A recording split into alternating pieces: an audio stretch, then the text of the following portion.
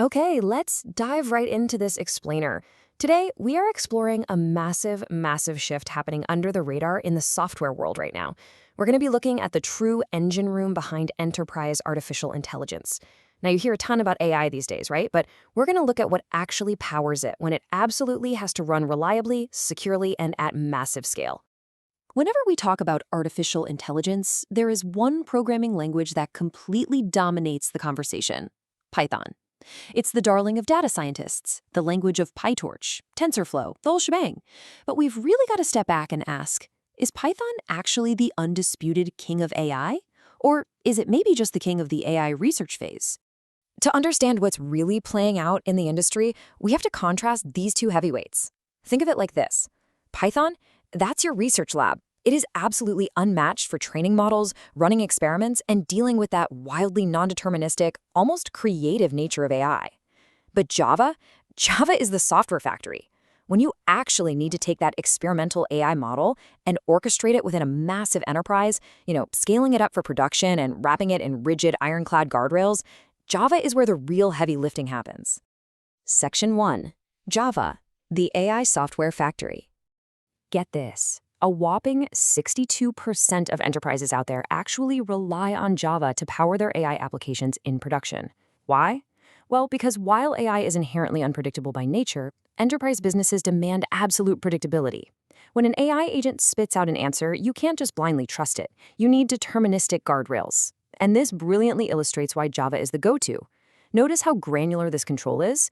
If the AI output fails a validation check, Java doesn't just panic and crash. It can issue a fatal with retry to try that exact prompt again, or even a fatal with reprompt, which basically sends a brand new prompt with specific guidance to coach the AI out of its mistake.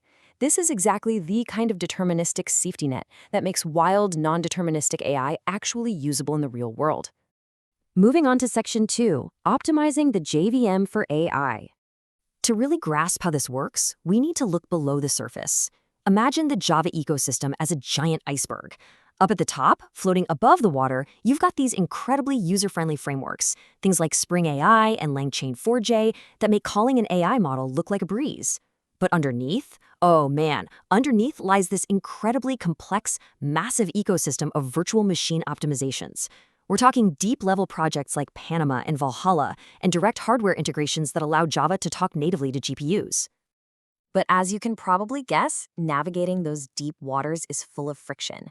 Running heavy AI workloads on the Java virtual machine presents some very specific, frankly annoying challenges. AI demands insanely high computational intensity. And the biggest headache? Garbage collection pauses.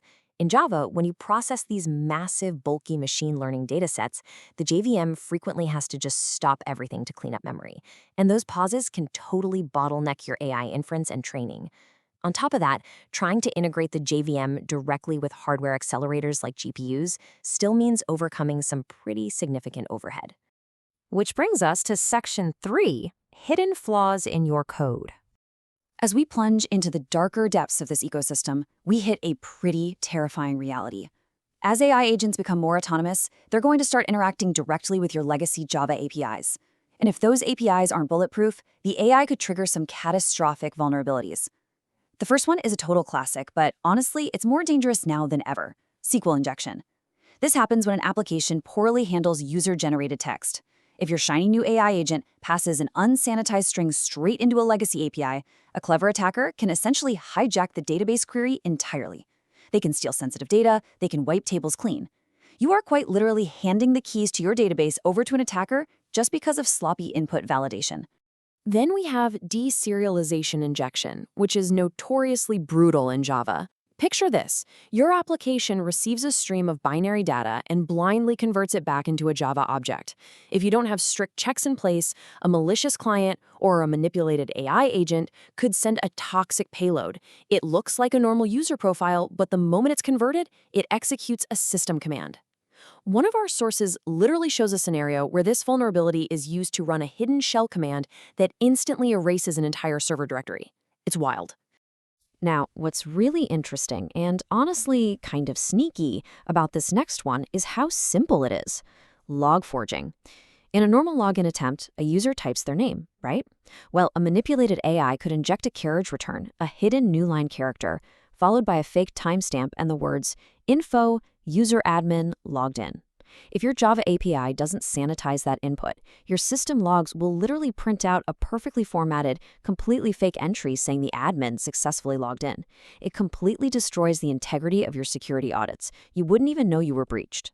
Section 4. Securing APIs with machine learning.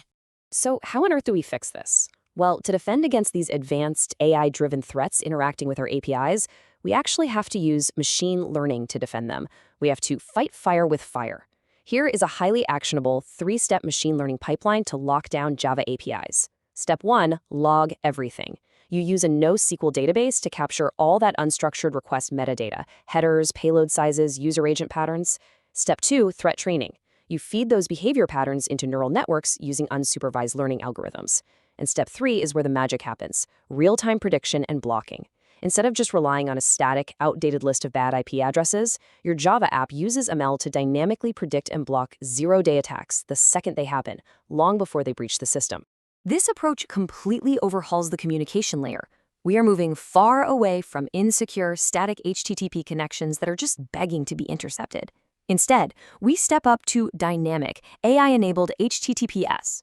By baking AI right into the security layer, it actively monitors traffic, dynamically validates JSON web tokens by hunting for weird claim anomalies, and it even adapts the encryption protocols in real time to completely thwart man-in-the-middle attacks. It's a total game changer. Finally, Section 5, the future of enterprise AI. Bringing us back to the surface to look at the broader horizon, this quote from a recent CTO guide perfectly sums up our entire journey today.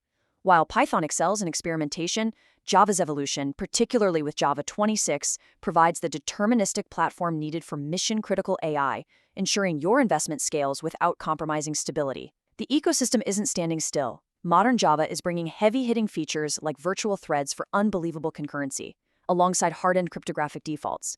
It is evolving specifically to be the ultimate engine room for reliable, secure AI. Which leaves us with one final, absolutely critical question for you to chew on. Is your enterprise infrastructure truly ready for agentic AI? Because if you are planning to unleash autonomous AI agents into your systems, you have got to make sure your Java guardrails are deterministic, your JVM is highly optimized, and your legacy APIs are protected by dynamic, machine learning-driven defenses. The AI revolution isn't just about the fancy models anymore. It is entirely about the infrastructure that runs them. Thank you so much for joining me on this explainer, and I'll catch you on the next one.